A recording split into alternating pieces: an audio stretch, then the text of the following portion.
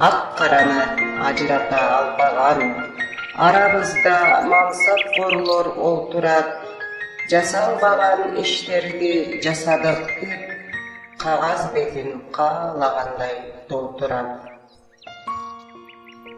Эмгектенип элге кызмат кылганды, жакшы сөзүн айтып неге баалабайт, арам тамак кошоматчы, жалганчы ар жыл сайын сыйлык алып бааланат.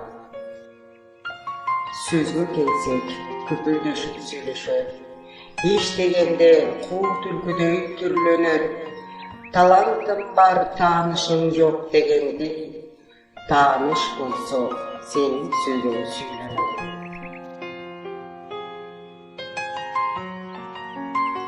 Иш ордунда жоктор неге жоктолбой, ушул адат неге такыр топтобой, кызматынан пайдаланып уялбай, башкалардын келечегин ойлобой.